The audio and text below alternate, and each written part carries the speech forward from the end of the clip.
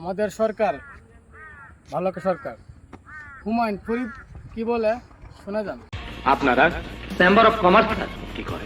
বাজার কমিটির লোক স্যার। বলতে পারি আমরা জিনিসপত্রের দাম বাড়াতে চাই, এর জন্য আপনার অনুমতি দরকার স্যার। দেখেন পাবলিক বড় খতরনাক জিনিস, রিস্ক নন দেবেন। রিস্ক নেবার জন্য ওষুধ নিতে স্যার। কত? 10 লাখ। 10 লাখ দাম কিরকম বাড়াতে চান? বর্তমান দামের সাথে মাত্র 58 করে বাড়াতে চাই স্যার। 1 টাকা করে বাড়াতে। স্যার ওরা 8 আনা বাড়াতে বললো, আপনি 1 টাকা বাড়ালেন কেন? জিনিসের দাম বাড়লে পাবলিক আন্দোলন করব, আমি তখন 8 আনা কমায় দিলে পাবলিকও খুশি, বাজার কমিটিও খুশি। এমন যদি আমাদের বাংলাদেশ চলতো খুবই ভালো হতো। আমাদের সরকার কি করে 50 টাকা বাড়াইয়া 2 টাকা কমায়, 48 টাকাই তাকে। কেমন হলো আমাদের সরকার, এটা কমেন্টে বলে দেন।